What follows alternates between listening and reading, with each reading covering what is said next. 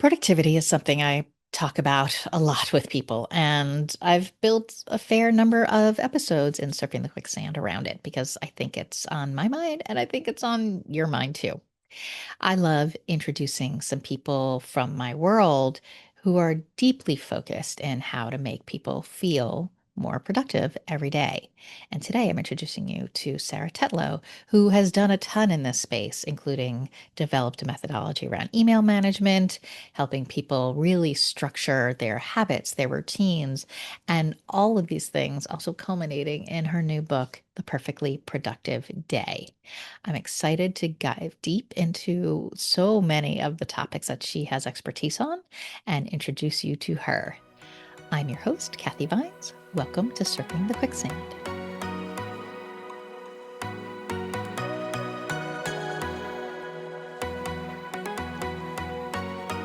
I work with people all the time who are asking me for help with productivity and getting things done. And even though their stories are always a bit different, their problems sound the same, their pain points sound the same. I'm overwhelmed. There's just too much to do. I can't get it all done in one day. I should be better at this. How does everybody else get this done and I can't? Everything is a priority. And they're in pain and they're struggling and they ask me for help.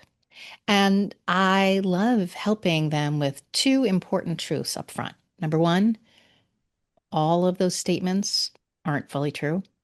But number two, all those statements feel really true. And sometimes how we feel about our productivity is the most important headline we're focusing on.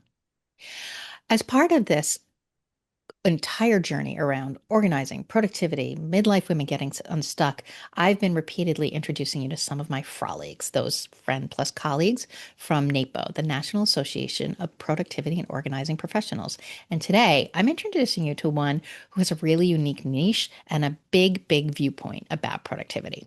Sarah Tetlow is the owner of Firm Focus, and Firm Focus really focuses on legal professionals working with law firms and attorneys and people just in that niche where time and task and productivity really matters. It matters to their businesses, it matters to their livelihood, it matters to their clients. And she has made this her whole world. She is a productivity consultant. She also, by the way, has a special program she invented around email management, that very, very important black hole we all get into. We're not focusing on that today. We're talking more about time management, productivity, and having a better day. Welcome, Sarah. Thank you, Kathy. It's great to be here. I um I want to start just by talking a little bit more about the kind of work you do, especially when we're talking about having a more productive day and feeling more productive. Yeah, great. Thanks for asking that. Firm Focus was created after my background working in law firms and really finding some passion aligned with a need in that industry. So, my passion of time management, project management, organization, productivity married with my background in law, I designed this business with that niche focus. Our offerings at Firm Focus are really two things. It's coaching, one-on-one or very small teams, and it is speaking and training. So I do a lot of productivity training to practice groups, small firms, large firms, mid-level associates. But not only that, I've also, as Kathy mentioned, I don't only work with lawyers, I also work with CPAs and particularly my email system, which I'll mention in a second, is very agnostic. That has been taught to service professionals in every type of career from and every type of industry, from legal to engineers, marketing experts, doctors. And the email piece of what I do, it blends into the coaching that we often do. It blends into the speaking or training that I do, or it is that standalone piece that I will do white glove service and do consulting in people's inbox. And that is a methodology to change the way you think about email. So that is what we do at Firm Focus. And I'm so happy I found something that just feels like the right fit for me. I love what I do and I love what my team does at Firm Focus. I appreciate you kind of expanding my introduction around, first of all, it's not just law firms, but more importantly, that the email really is for anyone who uses email. And while I think you talked mainly about professional clients in that space, we all have email issues for sure. Um, can we talk a little bit about the email methodology for a second and what that's kind of built around? Absolutely. So the email methodology is called ART, ARTT. And ART is an acronym I came up with and trademarked. It stands for action, reference, tracking, trash. Now, what that means, without going too deep into it, but I always say that, and then like a lot of women where I'm like, oh, wait, 5 minutes later, I'm like, I wasn't going to go that deep. But what it is based off of is the productivity principle called the 5 Ds. So the 5 Ds says for every action we take as a human being, whether you are still a professional, you've retired, you're a lovely stay-at-home mom, whatever you are, you have 5 choices to take action. You do it, you delay it, you diminish it, break it down over time or in sections, you delegate it, or you delete it. And so, when so many of my coaching clients, when I started this practice, and many of them would go, but what about email? Email was their biggest pain point when we would talk about distractions, too much to do, prioritization, analysis paralysis, perfectionism, procrastination. Often, what was behind it was that email kept pulling them away from that top thing that they needed or wanted to get done. And so, sort of scratching my head, Kathy, back when I kept getting people saying, but what about email? And going, what is the problem with email? And I realized that often people approach email as, oh, I got to do that. I got to respond to that. I got to handle that. I got to read that. I got to sign that. I got to listen to that. I got to watch that. So I've got to do that or not do that. And really, our choices are the same because email is somebody communicating something to you because they want you to take an action. They want you to make a decision. They want your attention. We don't get emails that are like just maybe it's a hello, how are you? Or not even how are you? That's a question. They want you to answer it. Maybe it's just, I was thinking of you today. Send, no need to reply. Nobody sends those emails. And even if they did, you would feel like you should reply to it. And so every email is someone demanding your attention and they want you to take an action. Now, because that's true, your choices of what actions you take are all those 5 Ds. Can I do it now? Do I need to delay my response for some reason? Is this email communicating a huge project to me? Because we all have those, and I'm going to need to do it over time. Or am I stuck on this email? Can I not handle it or respond to it or sign it because I need more information or I need something from somebody else? Or is this email, even though they want my attention, I am not prioritizing this email and I really should throw it away. And so the 5 Ds, how I translate that, and I'll wrap this up here, Kathy, unless we want to go any deeper in it. When I looked at what the issue was with email, and I realized that was one of the key issues was thinking about email in that way. Art was create it. Action isn't do email. I can handle it right now. Those are the emails that when you are in the mindset of processing emails, you want to take care of those action emails and be done with them immediately. Think of the emails that are 30 seconds to 3 minutes long and you can handle right away.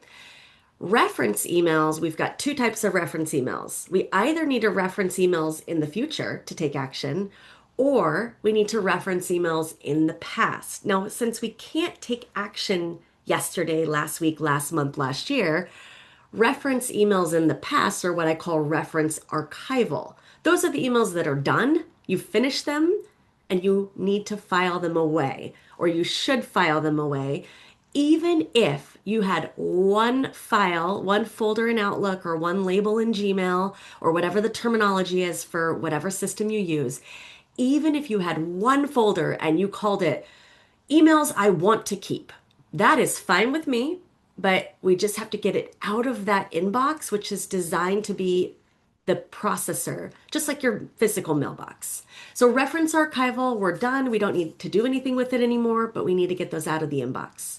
Now, reference emails in the future is like our delay. So, those are emails that are date and time specific, like the emails that say, will you Are you able to call me Friday at 10 a.m.? Or a webinar, conference, airline tickets, hotel stays. These are all examples of date and time specific emails where you want to reference them in the future to take action. I call those reference actionable. But a lot of them, Kathy, are just the emails that we get all day that we don't have time to handle right now. And so they naturally are reference actionable. I might need to reference them this afternoon to take action, or tomorrow, or next week. And so with the system I create, there is a way that they don't sit in your inbox, but we have a habit and we systematize when and where they come back into our orbit to then take care of them. So reference emails, reference archival, no more action, reference actionable, action in the future. The two T's in the ART system, tracking is delegate. So tracking is, we often think of delegate as I gave out an assignment and then I need that assignment done and back to me. But when it comes to email, there is so much more that we essentially delegate or that we're stuck on, and we would like to keep track of those emails in a perfect world. So, an example would be I assigned something to someone on my team, and when I assigned it, I would like to keep track of that email to know that I got back what I asked for. But it could also be I sent out an engagement letter or a contract to be signed. And so we want to keep track of that and make sure we got that back. An invoice to be paid, a question to be answered, documents that we need to get back to us. So, in an ideal world, we're tracking all of those emails in an effective way so we don't lose sight of them or drop any balls. Finally, trash is our delete. Easiest one for me to connect, but I think often what I find when I do that white glove service with people and I get into their inbox and they'll say to me, oh, this I should have just deleted, this I should have just deleted. But when you're so overwhelmed and you don't really have a system, you just leave them there. But it's like leaving trash all over your desk or your floor of your house or whatever. We want to develop the habit of one touch whenever possible with email. And trash is an example of a one touch email. You see it, you decide this is not something important in my world. I don't need to give a response or put attention or time into this. I'm going to delete it right away. To wrap this up, Kathy, I promise this time, there are two more one touch emails that I didn't address as I went through the ART system. The second one touch email is reference archival. When you see an email and you deem, I am done with this email, there is nothing more I need to follow, do, respond to, take action on, immediately get it into the folder or label that might be that emails I want to keep folder, I suggest it. Or maybe, like me, you have folders that are, and probably like Kathy, that are pretty specific to different categories. Either way is fine, no judgment here, but just get it put away the minute you see that email and say, there is nothing more I need to do with this, but I want to save it. The third and final one touch email is the action email, but that one comes with a caveat. So, when possible, you want to try to handle those emails right away. You see the email and you say, I can respond to this right now, read this right now, sign this right now, pay this right now. But sometimes, even emails that might only take you a minute to 3 minutes or 5 minutes to actually fully handle, it's not practical in that moment. An example might be you see the email, you realize it's going to take you a minute longer than you anticipate it to handle that email, and you're about to jump on a meeting. So now that action email will get handled later that day or the next day. But as soon as you then touch the email one more time, you want to try to handle it in that moment. So hopefully that gave your viewers and listeners a little bit of an idea of the ART system. If it sounds complicated, it actually is not complicated to apply because you already are doing this with your physical mailbox. And that is what I teach in their digital mailbox. I thank you so much for going deeper. I don't think we planned on doing this, but now I'm so glad we did. And I know we'll talk more later about if people want to learn more about the methodology in your program, how to find that out.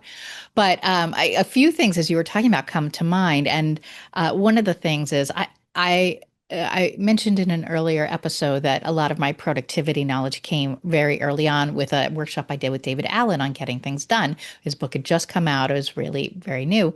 But honestly, a lot of the principles around email management that I learned at that time, I still use today, well more than 20 years later, right? And some of those you kind of mentioned, right? I have inboxes that are for things like receipts and shipping, right? So I bought something, I got a shipping notification. I don't want it in my inbox, but I don't want to lose sight of it because I haven't received it yet. Or coupons and vouchers, like, oh, I got, $10 free. It expires at the end of the month. I don't want it in my inbox, but I know I want to know where to find it. That goes in that folder.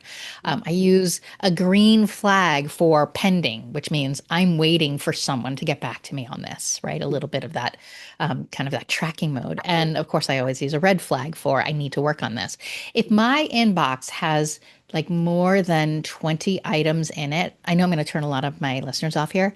If my inbox has more than 20 items in it, I Mhm. know things are going wrong in my life because Mhm. that's an indication of kind of my overall productivity health and how crazy my days are feeling or how out of hand just keeping up with that routine that I have around staying on top of those requests for people wanting my attention, my decision making, my action.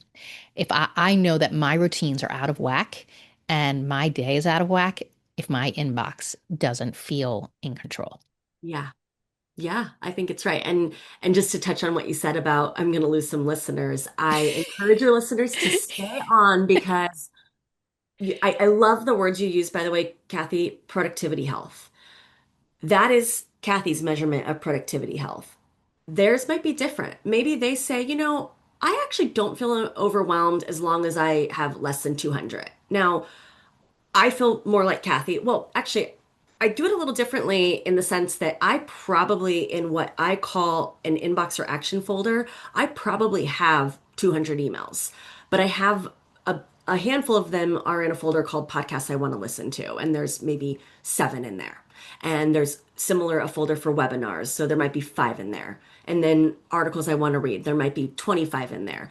So now I'm starting to add up to get to my 200, but those aren't sitting in my inbox. Those are in what I call an action folder, which is part of the methodology and what I teach in the inbox, so that they aren't overwhelming to me because my productivity health says those are very low priority. And if I'm sitting in a waiting room and I forgot my book, because I always bring a book everywhere, I can go into articles to read, or if I have my headphones, I can go into podcasts to listen to, and I can pick one and get through that one so I can delete that email. So my productivity health is also in the inbox, probably less than 20 like you, Kathy, but overall in things that I still feel like I need to do, it's probably closer to 200. And so for your listeners, know what your productivity health of your inbox is and just make sure that when you're crossing that line a little bit, maybe you can block some time off later this week, this weekend, next week to just get it back to whatever that level of productivity health is for you, if that resonates with them. I Yeah. love that. And, I think of the word, and I use this word for email in productivity conversations, but also paper, right? When I'm working with paper management clients, is triaging, right? I want you to I want you to feel like what's coming your way, you've been able to triage. Is it a top priority? Is it a I don't need to do this, but it's a nice to have. Gosh, yeah, if I have time, that's going to be great. And that's part of where I feel when I say, when I say that, gosh, if I have more than 20, that means they haven't been triaged. I haven't even addressed, oh my gosh, what is their priority? Yes. And that's the part that makes me that tells me I'm under some stress. Yeah. That's your productivity health. Yeah. Yes. I Yes. love it.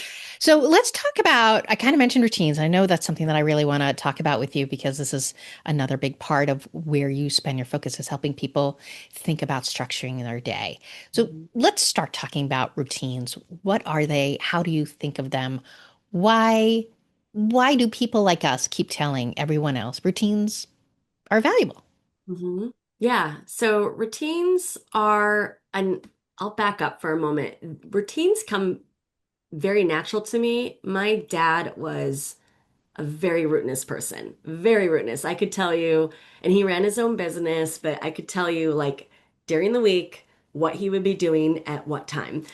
And so naturally, it always has been kind of ingrained to me to have routines with some flexibility, because I think that's important too. And we're going to obviously talk a little bit more about that, Kathy, because this is not about being robotic person or an AI human. That is not who we are. We are human beings. Things happen. We have to be flexible. So we will be sure to come back to that if it sounds a little bit right now like I'm setting the scene for this is what it looks like if you carry out routines every day. But being a person who really values routine, it and habits. I know the words are not necessarily interchangeable, but obviously a lot of research and science supports that habits make our brains happy. Habits are we need a trigger to do an action and get a reward. And when we want a habit to develop, we need to make it as easy as possible and tie it into that instant reward. And when we don't want to do a habit, like maybe you want to give up smoking or drinking or eating fatty foods, then you need to make that habit harder and tie in the healthier behavior to that trigger action and reward. So routines for me are I think of the day as sort of seven pillars, if you will. And I wrote a book, Kathy, that is just got released, which I'm super excited. It's called The Perfectly Productive Day, and it'll be somewhat of a theme today. So I'll bring it out now because it does tie into these sort of seven pillars, and that's the sections of the book. So I look at the day as morning routine, then commute, which for many of us looks very, very, very different in the last 6 years, but I still want to keep that commute section in there, and we'll address that as we keep going.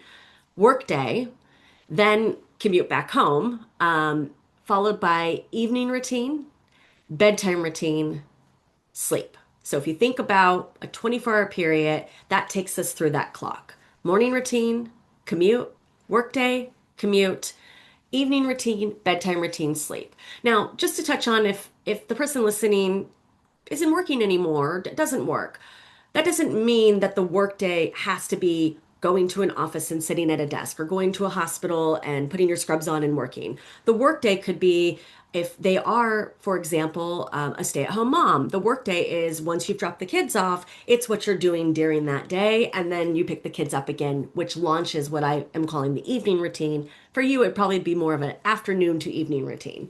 But we kind of have these pillars throughout the day. So in always in my life and it's shifted each time something a milestone has happened, such as when I had my first kid and then I had my second son and then I started my business. But I have looked at my routine starting with the morning routine, which goes full circle back to that sleep return routine. If you can think about a day not as like the day starts at 6 a.m. or whatever time you get up, it really is impacted by what you did when you slept. What time did you go to bed, which is impacted by your bedtime routine, which is why I wrote this book, because I really found that each part is connected to the whole part of the day and it's cyclical every day. But starting with the morning routine, um, my my habits have been and it's hard because as I start with the morning routine, I'm like, but I have to start with the evening routine. And this is where it got difficult and why I had to put it into words in the perfectly productive day because my morning routine starts with getting up with or without the alarm. I'm an early riser for the gym. So on my perfectly productive day, here's where I'm going to lose your listeners and viewers, Kathy. On my perfectly productive day, I get up at 4:30 in the morning. I know it's super early. I hate it. But I love it in the sense that I found for me, my perfectly productive day means I am going to my workout class at 5 in the morning, which means I then am home at 6. I shower, make my coffee, sit and read a book, get ready for work, and then I like to start work at 7 a.m. Now, why for me this routine is so helpful is 4:30 getting up and then going to the gym at 5 and then coffee not until 6 or 6:15. The research and science says that first thing in the morning, and I know some of you are going to go, I know this, or some of this might be a novel idea, but much of this you might go, yeah, yeah, yeah, I know. You're saying things that I already know to be true.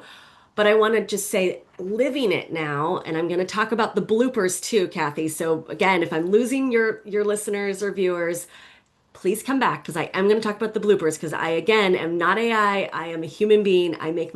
I don't even call them mistakes. I'm a human being. I live two versions of this. So the perfectly productive day version of this, Kathy, is the one that gets up at 4:30, doesn't have coffee yet, goes to the gym. So I've been outside, I've gotten fresh air, I've gotten a workout, or more specifically, as I talk about in the book, I've moved my body. That doesn't have to be an intense workout or a class. It could just be while I'm in the kitchen and I'm waking up, I'm going to do some squats, or I'm going to walk the block 2 times or take the dog out. But I got fresh air, I moved my body, and I've had water, and I haven't looked at my phone. That's the perfectly productive day version of me.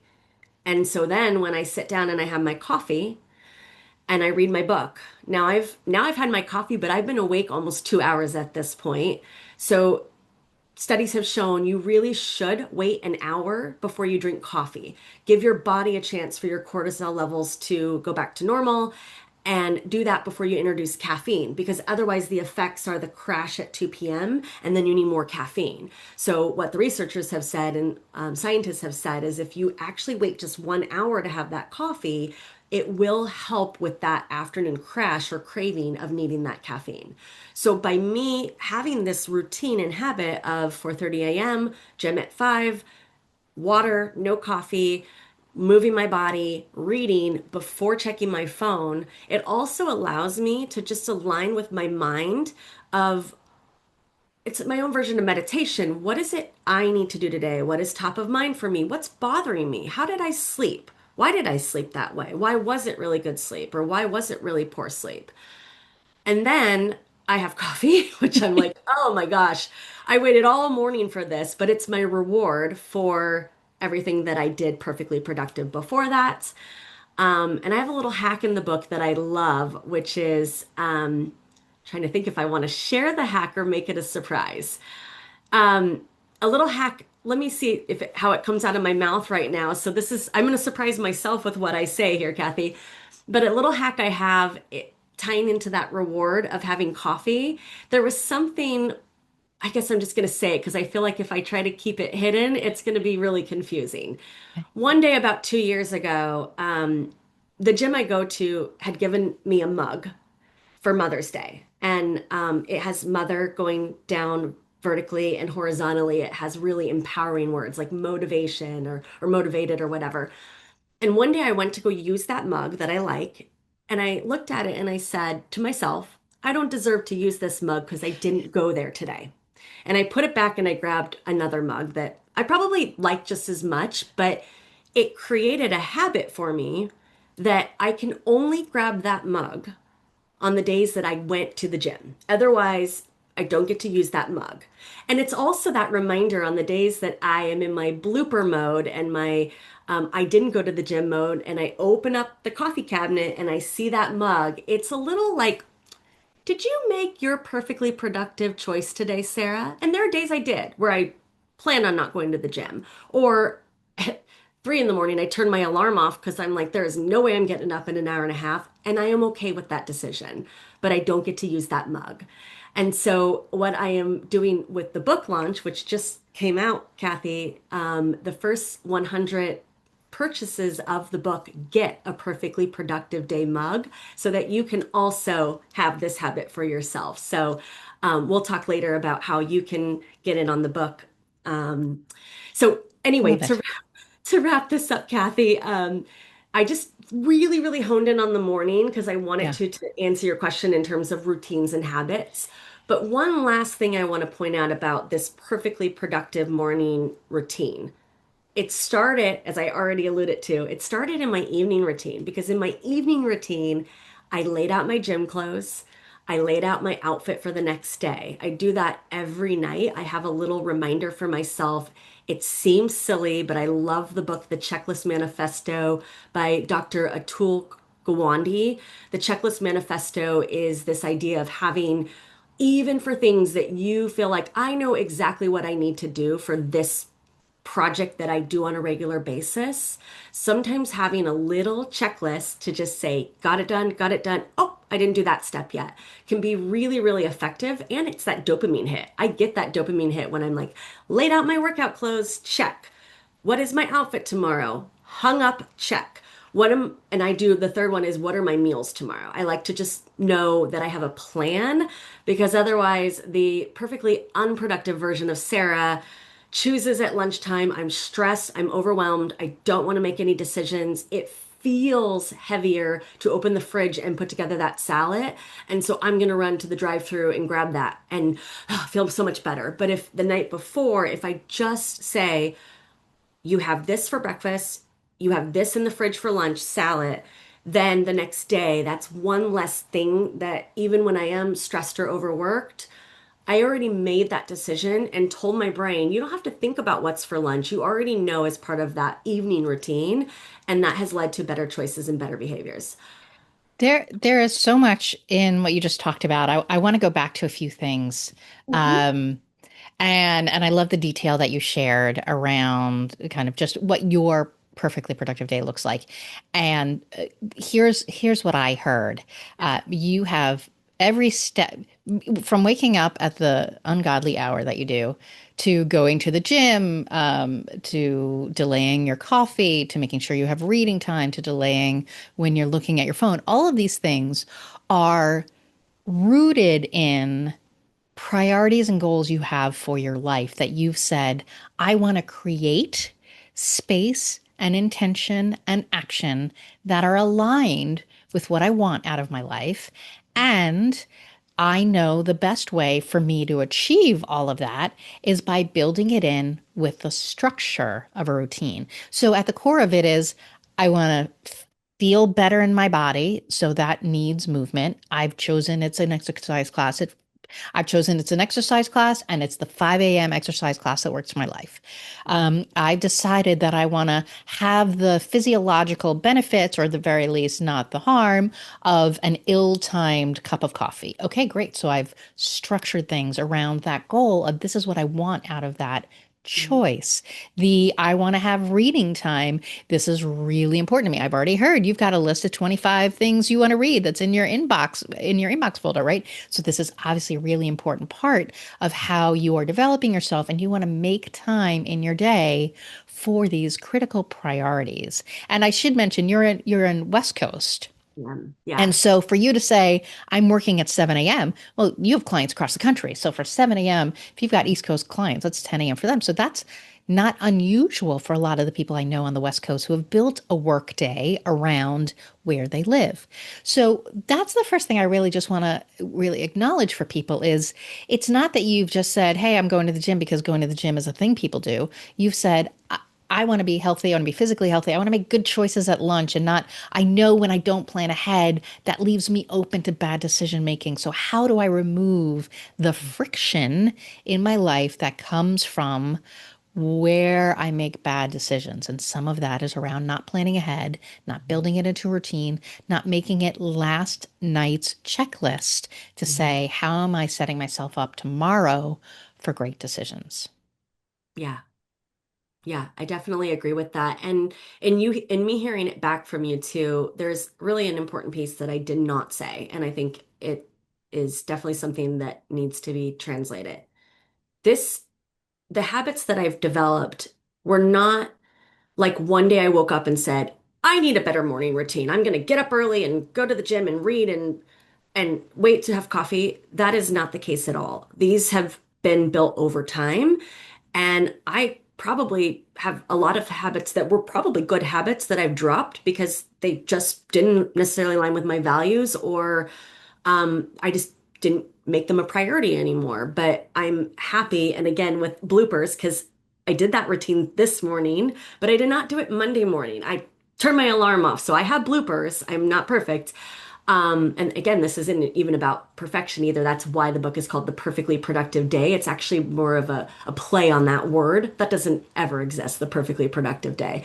But the important thing that I want to definitely say is because these were not built overnight. I didn't wake up one day. I didn't listen to a podcast of someone who has that morning routine and say, I'm going to start that tomorrow. Pick if one thing resonated with you. Maybe it's the checklist.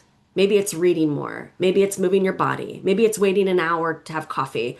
Pick the one thing that resonated the most for you and just start to practice that habit, not everything. The reading, Kathy, was actually something I started in 2019, which is the year that I left law and started my own business. And I think I don't even really remember, but I think I created that goal largely because I had so many books about business and productivity I wanted to read. And I said, okay, I'm going to read 19 books this year. And then I paced it out. How many books was that for 12 months? And then I kept myself on track. And then I found I loved the person I was with that goal because it meant in the morning, instead of sitting on the couch with my coffee and scrolling Facebook or watching a reality TV show, I instead said, in order to meet my goal, I need to read so many pages. And that became a habit for me in 2019 that has carried over. We are in 2026 now, and I am reading 26 books in 2026. While I wrote the book in 2024 and 2025, I read that number of books. And in 2024, I was starting to feel a little lonely in my goal. I I still was doing it, but I was feeling a little bit lonely in it. And I opened it up on LinkedIn and Facebook. Does anyone want to join my book club? You read whatever you want, whenever you want, however you want. Paperback, audio, doesn't matter, and I'll just pace you. So and it helps me with my own accountability. So that book club has grown, and the feedback I get from participants is they love it because there are no rules, no books that they have to read. They can read what they want. And then, at least still currently this year, I open up a community Zoom room once a quarter, and we just talk about all things book recommendations and everything. So that is why the reading has become such a valuable part of my life, is I built it over time. And that is, again, why with coffee, I actually read at the gym before class starts too. I'm like, people probably think I'm that crazy girl who doesn't want to talk and sits and reads, but win all around because I don't want to talk at 4:50 in the morning. I No. do want to read. And so I read at the gym, and that way I don't scroll through my phone while I'm waiting, and I don't have to have small talk with people at 4:50 in the morning when I'm not awake. And then I read a little bit after the gym, and that helps me where 25 books in a year is actually not that bad when I'm reading sandwiched between my workout class. I don't read a whole lot outside of that. So Yeah. that will give you an idea that if you have that habit, you can finish 26, 25, 24, 27 books in a year. Well, I know, and you know this from real life as well as working with your clients, right? How much kind of empty, lost time we all have, right? I talked in the beginning about kind of that. It's not entirely true when somebody says there's just not enough time, because I know I'll start talking to them and say, so, what's your social media of choice? Tell Yeah. me roughly what periods of time you're during the day you're on it. Let's talk about weekdays versus weekends. And tell me how easy it is to get lost in that time and tell me how you get out of it, right? When you're in a kind of a time suck, a time waster of an activity, and I don't care if it's watching TV or scrolling on your phone and your social media or anything else. Like quite frankly, even like, oh, I'm just going to listen to a bunch of podcasts and suddenly 3 hours have gone by, but that's like your junk of choice, right? So the idea that every activity can become a time suck when we're not setting boundaries, setting limits, using external cues to get out of things. I will, and for me, I do this all the time, right? I'll say, okay, it's 7:47. I need to leave the house at 8:10. Okay, I can probably spend around 7 minutes on my phone before I really have to like, let's get this going. And and I'll double check them out. All right, am I sure about that? Okay, yes, I can do that. Okay. And then I will tell my, Amazon digital girlfriend, Alexa, um, set a timer for 7 minutes because if I am left to my own devices, I will lose track of that time. I cannot internally monitor myself for my own behavior when the purpose of the behavior I'm diving into is to take my mind off of things. Like it is literally counterintuitive to what I'm saying I'm doing. So being able to say, yeah, I can do these things, but I need to set some limits. I need to set some boundaries. And sometimes I need to get external cues. I need to set an alarm. I need to tell somebody, hey, get me out of this at whatever. To say, you can focus. You can get deep focus, even with work. I do this with work. Oh, I'm going to spend all this time on a PowerPoint. And then suddenly, oh my gosh, oh, wait, I was not going to spend all this time on this. So being able to stay in a routine, in a structure, in a habit of managing my time, I need tools. Yes. Talk about how you work with your clients about this kind of an issue. Yeah, and I'll answer that in a moment. I have a saying, productive people are productive because they use tools and systems to keep them on track. And Kathy, I there were things you said there that were novel to me that I hadn't heard in that same way. I know them, and you said it, and I was like, I've never put those words to it. Specifically, when you said the whole purpose of the doom scrolling is to just lose your mind for a moment, to not have to think for a moment. And so to be able to say, has 7 minutes gone by? We lose that intuition. I mean, we don't have very good intuition with time anyway. It's kind of difficult for us to measure time, especially like an analog clock.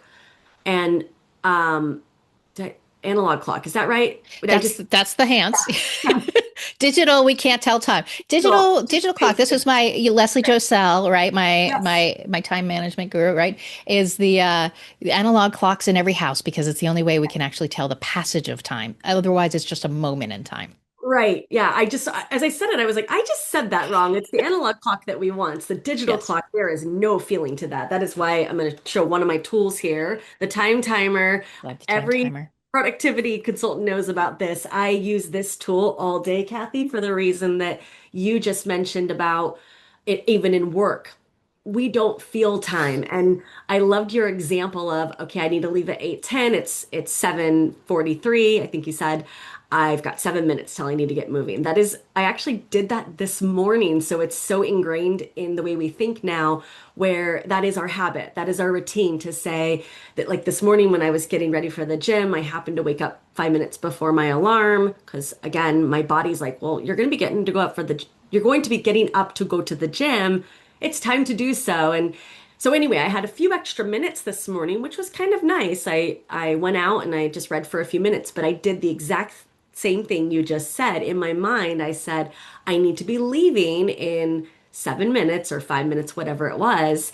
And it just kind of gave me that placeholder. And then I didn't actually set an alarm, but I was very conscious of the time in that moment.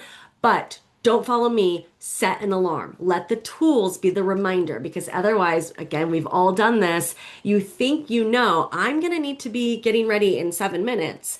I'm just going to do this for 7 minutes. And then all of a sudden you look up and you're like, oh my gosh, I'm so late. Ah, and everything's frantic. And then that leads to the stress, the overwhelm, the rushing on the streets, the texting while driving, all the things. So in any event, just use the tools. The second thing I wanted to touch on, and then you might have to remind me the question working with my clients, but the other thing I wanted to mention, the word boundaries. So I don't mind the word boundaries at all. And I don't think you do either, Kathy, because you used it a few times.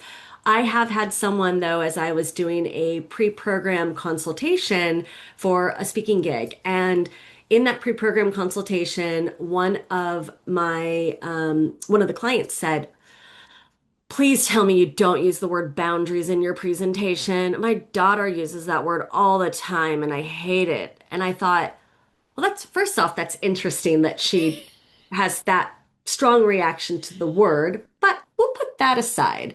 So I was a little sensitive to my usage of the word during that particular program. But I heard from a motivational speaker once said, boundaries are not walls to keep things out. They are bridges to let the right things in. And that is hanging on my wall here as a reminder to myself that a boundary is not a negative thing. A boundary is a bridge. So use that terminology. What are the bridges that you need to build to let the right things in? I love So that. I tell people that setting and maintaining boundaries is my superpower, right? I love it. There you go. And that is all about creating the life for myself that I want and I need. And it is around making sure that it's only around letting the things in that I think I value and serve me and are priorities. But honestly, as anybody will tell you who's good at boundaries, you only get good by things going bad along the way, right? It's Yep. like every rule only exists because somebody broke it before you knew you had to write it down. It's that kind of a Yep. thing. Yep. Okay, so I think the question was, how do I work with my clients on, would you mind asking it again or Yeah, yeah. Well, what we're talking about is kind of when people are trying to kind of build some of these habits or some of these actions and work on their priorities. Let's kind of talk about how you're working with your clients on this.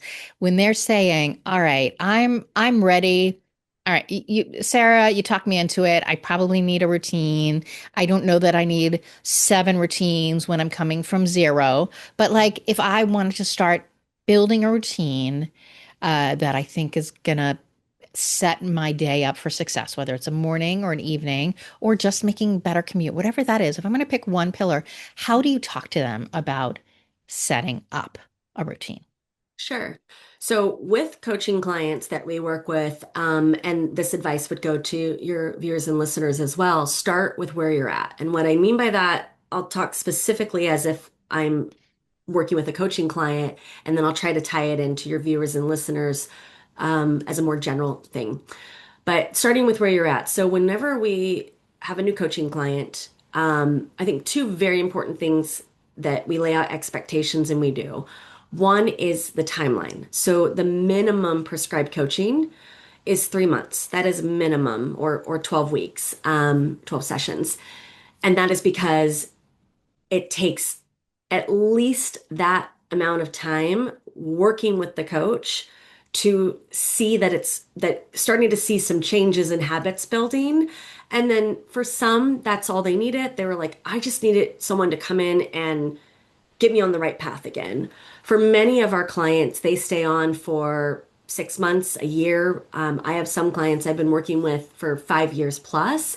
Largely now, it's like the accountability. Each week, we're doing some of this, looking at their calendar, setting up their priorities, and then working on other little nuances that maybe now that they've untangled some of the other chaos, they're like, okay, I see value in all of this. Help me here, help me there, help me this way. Let me keep building these habits.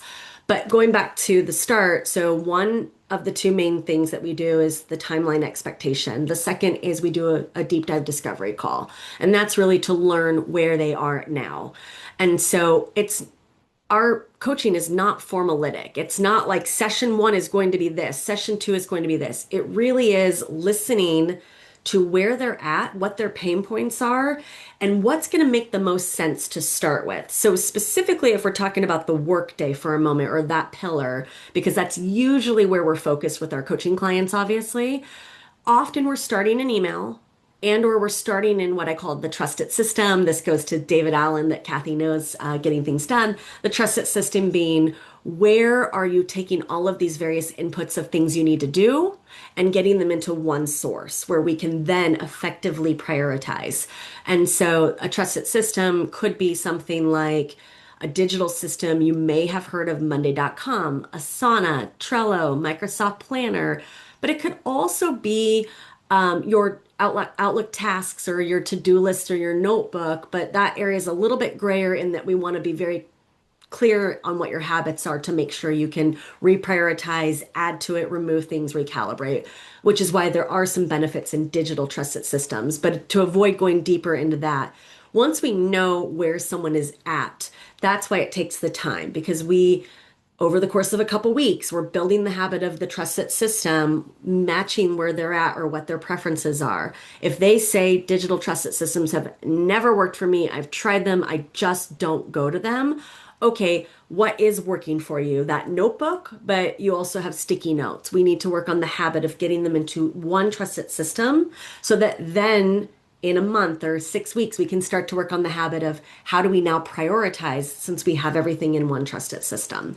So that's how we do it through coaching. Now, for your listeners and viewers, again, I think the starting with where you're at today, in combination of what I said a little bit ago about, and what Kathy also said as well, pick the one thing and then try it, test it, be forgiving with yourself. If you mess up one day, and I'm really working on my own self-talk and limiting beliefs, there is no bad or good. There is no perfect or imperfect. There is no right or wrong. There is just being and doing and learning from it. So the days that I don't have my perfectly productive morning, like Monday, or the days that I try new habits and they don't work for me, I look at what isn't working or why did I not do that habit that day? It's not because the habit's not working or I'm a failure. It's just that I had a day as a human being. I didn't sleep good or I had coffee first thing in the morning and it threw me off this afternoon. Whatever it might be, I just keep playing around with it. And even the habits that I have and the routines I have, those, as I mentioned earlier, like when I had my first son, they changed a lot. And then I had a second son. They changed a lot. And now my sons are older. They're 10 and a half and 12 and a half. They've changed a lot because I don't have babies anymore and they can kind of get themselves ready for school. So each chapter is going to look different, but start with where you're at. I know we hear it all the time, but start small because if you start small today, you've started. You're already doing it. And 1 week from now, that future you is going to thank the you today for that little step you made for the last 7 days and then the last 14 days. But if you sit here today and you're like, I want it all to change. I'm just going to do it all. It won't last but a day. And then you're right back to where you were 2 days before. So small, pick one, small little changes and no negative talk. You are amazing. You're right where you need to be. You're doing the things you need to do. You're not good or bad. You're just experiencing what you need to experience and learning from it. So, First of all, I really appreciate you kind of walking the difference between what it would mean to be a coaching client versus just everybody else. If you want to think about making improvements, right? This is how I've approached so many of my conversations with experts on surfing the quicksand, right? Many of people have their businesses but they're sharing their kind of lessons learned that everybody else can kind of play from. But the thing I want to bring to that I think really highlights in the coaching conversation that applies broadly is it's a coach around a thing you desire to do differently. It's like working with a physical trainer, or if you're a pitcher for the Red Sox, you're working with a pitching coach to be a better pitcher. You're working with somebody who can externally review, assess, give feedback, especially based on their broad set of exposure to people just like you, struggling just like with things just like you are, and say, if you want a different outcome, you have to try a different approach. I'm going to guide you with that, and we're going to talk about it, and we're going to pilot it, and we're going to assess and give feedback and, pivot if we need to. But so much about making a change and getting unstuck is about being open to the fact that it's probably going to require doing something differently than you do today. mhm. Yeah. It's so much an invitation to get uncomfortable, find some discomfort as a throughway to get to where you claim you want to be. Mhm. Yeah. I I want to I want to we're going to get to the quicksand 3 in a minute, but I want to make sure you've talked about bloopers, we've talked about self-talk, talking about distractions Mhm. is like the core to how our days, perfectly or otherwise, get disrupted. I know you have deep thoughts on distraction. Can you share a little bit about that? I do. Sorry, I'm taking a breath. Go, where do I start? Because my brain is getting distracted. I'm like, I can start so many different ways. And none of us are the problem. The distractions are the problem. We now in 2026, distractions are everywhere. The attention marketplace, the email overload, the I get distracted with everything from just my window is behind my computer. If there's a squirrel on the fence, I go, oh, it's a squirrel. Social media, I everything. So tools and systems to keep us on track. I'm going to try to just kind of keep these summarized into high level here because I've got programs. I've got one called Stop Welcoming the Distractions that I go very deep into distractions and interruptions. which I separate and I define as distractions are internal or external, and they are within your control. So internal would be like procrastination or those random thoughts or whatever. Those are distractions that can occur. External would be all the pings, dings, and other beeping things that grab your attention. Interruptions are usually only external and not within your control. So that would be like you're working, you're in focus mode, and there's a big crash outside, and you're like, oh, what was that? That's an interruption. There's nothing you could have done to control that. And but often interruptions are excuse me, often distractions are disguised as interruptions. We say there's nothing I could have done to control that, and that's what my program is designed around, is really diving deep into it. It's fun to do when I'm working with a team or an organization because we collaborate with each other. Someone might say, I have Slack pinging all day long and it's an interruption. I can't control it. And someone else could say, well, don't you turn it on busy when you're trying to focus? And they go, well, no, I didn't think that that's the culture here. I thought I had to respond. Oh, no, no. I mean, yeah, you need to be responsive, but like in half an hour is fine or an hour is fine. Now we have information aligned with the tools. Turn off the notification, set your timer or your timer on Alexa for 55 minutes. Now you can focus, and then you still are succeeding with what the expectations are for your team, your family, your clients, etc. So I went a little deeper into that specific thing. Let me go a little broader for just a moment. So I talked about pings, dings, and other beeping things and turning off notifications because we cannot control those distractions. The squirrel situation, I mean, just whatever. Think about the tools, the systems you can do. My blinds are closed right now. There are no squirrels because I can't see the fence line while I'm giving you my full attention.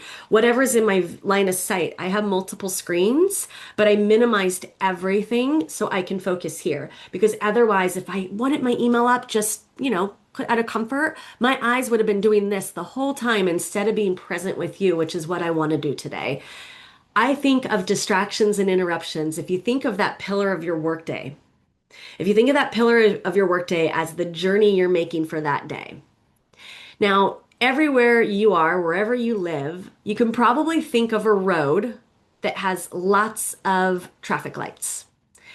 And you've probably driven down that road where you've hit every green light. And what happens? Kathy, what happens when you've hit every green light? Certainly, I celebrate, and I think the universe has decided to shine on me.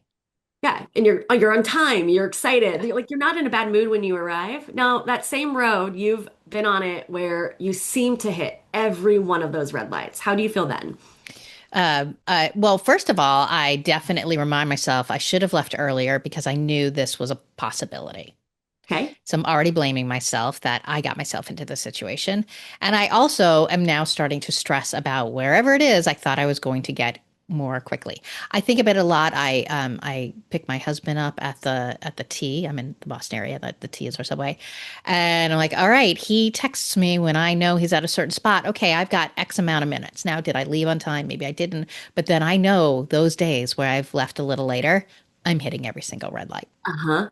Yep, you set yourself up for that. Now, I want to correct one thing you said. Okay. Sorry to correct you. Mhm. You're not bad. No mistakes. It happened. Tomorrow, you'll do better. When you know better, you do better, right? But where we're at today, so those two examples, your workday is like that journey.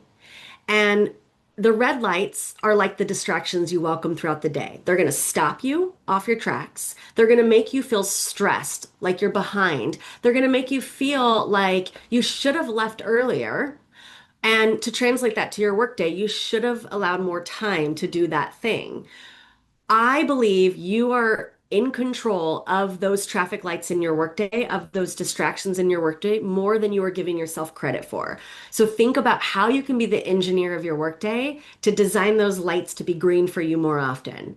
So that is my distraction takeaway, and that can apply to the evenings as well or weekends if you want it to. I tend to allow my weekends to be a little bit more flexible and chaotic, and during the week, I make sure my workday is lined with as many green lights as I can possibly muster that particular day. And just because I don't feel like I've talked about bloopers enough, especially in the workday, I hit red lights. I hit red lights that I engineered almost every day at some point in the day. But I think the routines and habits that I have done to mitigate those red lights is I always do something that I call a shutdown routine. So before I ever finish my work day, but the day before, I plan for the next day. And when I plan for the next day, I look at my calendar first and I say, what is on calendar? What are the non-negotiables, the meetings, the phone calls, the dentist appointments? Where do I need to show up that's going to take time? And do they require any prep or follow-up that I haven't yet accounted for? So the dentist appointment, is it on my calendar for half an hour or is it on there for an hour with two 30-minute blocks for travel? Because that is more realistic than the 30-minute default setting. For that meeting I have at 8 in the morning, am I fully prepped or do I need 30 minutes to prep for it? And if I need 30 minutes to prep for it, but I wasn't going to actually get to my desk till 8 a.m., what now am I going to do? And this is why I do it the day before. And I usually do it 2 hours before I plan on checking out for the day. Because if it's, I leave at 4:30 from work, leave. It's my own business in my backyard. But see how I talk about the commute? Like I Yeah. transition into my house. When I leave work at 4:30, I wouldn't do this at 4:15 because now I don't have room to be flexible. I do this at like 2:30. So I say, oh my gosh, I didn't forget about that 8 a.m. meeting. I'm looking at it on my calendar, but I didn't connect it to my brain and my planning until I asked that question. Is there any prep? Yeah, there is. And I need 30 minutes. And so I actually, this thing I was going to work on this afternoon, Kathy, I do need to work on it, but I can fit it in right after that 8 a.m. meeting. And instead, I can get that prep done today so that I am not rushed tomorrow. I'm not beating myself up or feeling behind. So, what is on calendar? Is there any prep or follow up? Then the open time. So that meeting was from 8 to 9, and I didn't have another meeting till 10:30. So that hour and a half is my open time. I'm not committed anywhere, and I don't need to prep for that 10:30 meeting. I just need to show up. So now my that open time is the thing I was going to do this afternoon. It's going to take up 30 minutes of that open time. But now I can decide what's the other top priority I'm going to do during. And some days it might be triaging emails. Remember at the start of our conversation, Kathy said if she's over 20, her productivity health is starting to feel overwhelming. I might then say in that block of time is when I need to triage my emails because that is what's feeling the heaviest for me. We are not even getting into prioritization, Kathy. Maybe that's for another day because there are a lot of people might be going, well, how do you prioritize that? There's a lot of strategies. We won't have time to get into it for right now. You have some healthy behavior on what you do to prioritize. So put that into your shutdown routine. Um, and then I was mentioning my own red light. So there are days where now I'm on that day where I had the 8 a.m. meeting. I'm off to a good start because I prepped yesterday. I get off that meeting at 9:10. We ran a little bit over. That's okay. Because now it's just going to cut into my email triaging time because the other thing I really need to do for 30 minutes, I do that. I feel like I'm on top of the world. I get to that 10:30 meeting. I'm done at 11:30 and I go to lunch for half hour. It's now noon. And now I'm looking at that thing I wrote down that I need to work on. I don't want to work on that thing, Kathy. Don't want to work on that thing. Now, the perfectly productive day me works on it. I say, just do it, stop, think, breathe, go, just get started. But the red light version of me, which does exist, doesn't work on that thing. And then now I'm doing my shutdown routine, and that thing is staring at me. I didn't do it.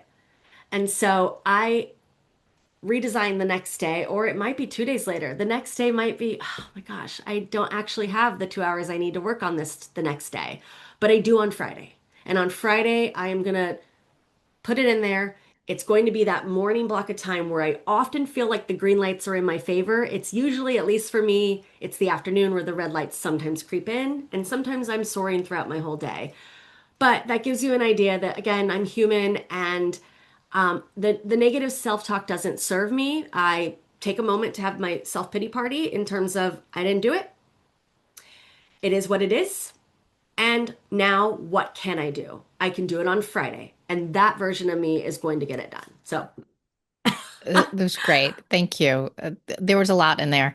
And I'm I want to get into the quicksand three because I feel like the very first question is so so aligned with what you just talked about, right? So the quicksand three, I ask all of my guests. It's aligned with everything that I do with the podcast. The first one is, what is a tip or technique that you use to get yourself unstuck when Mm. you have to do something you've been avoiding?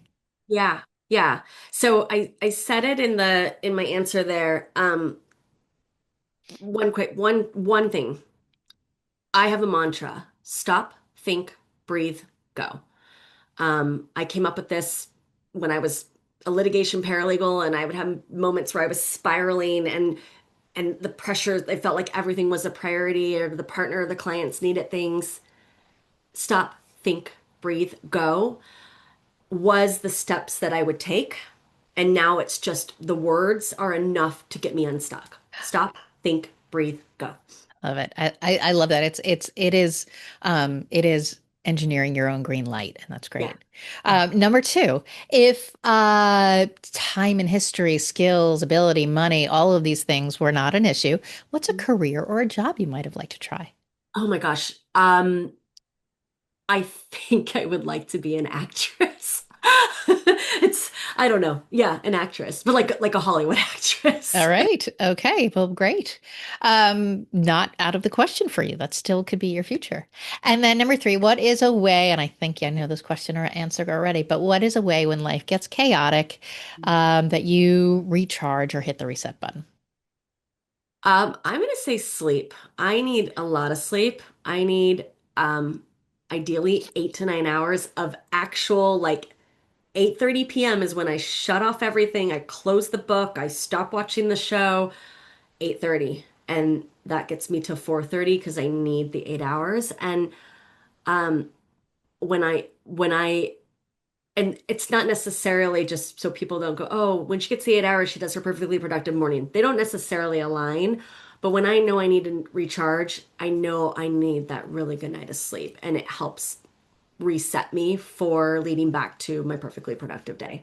I think sleep hygiene becomes more and more important. You know, certainly as midlife women, it is something that's on our mind a lot and keeping us up at night. But I totally understand, and as you talked about your seven pillars and how important the night before and preparing the night before and all of that is, that answer does not surprise me at all. Sarah, I want to talk about how people can work with you, how they can find out about your book, how people can learn more about art, your email methodology. What can you share with us? Absolutely. So I'll start with the book. The Perfectly Productive Day is available. It's on Amazon. Also, perfectlyproductiveday.com is where you can get more information, media, buy the book there, more information about that mug. So that's about the book. For the business, for coaching, the speaking, and the art email methodology, that's all on my website, firm-focus.com.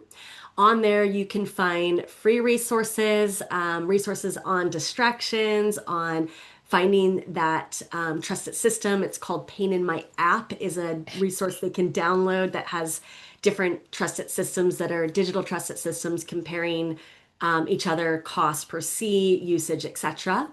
You can also access their podcasts that I've been on, including the one here with Kathy on surfing the quicksand, excuse me. So those are all on there as well. There's also on the contact form, there are three ways to contact. One is just signing up for our productivity hacks. We send an email that has really great productivity hacks tied in with everyday stories. You can also book a time to meet with me for just a no pressure 30-minute discovery call to see if coaching is the right fit for you on the Firm Focus team. So those are the various ways. And if you're interested in art, there's information about art on the Firm Focus website, or you can also reach out to me for more information about that as well. Wonderful. Thank you. And I'm so excited about your book, and I love that you shared so many insights around how it came about, what we're going to find in it, and how it's going to help us with our days. Thank you so much for sharing so much of that and your generosity of your expertise. Thank you so much, Kathy. This was a really fun conversation. I hope to do it again sometime. So. Love it. Sarah has such great energy and deep expertise. I love her commitment and her passion that she shares with her coaching clients, with her firms that she works with, and her generosity of sharing it with you and the Surfing Quicksand audience.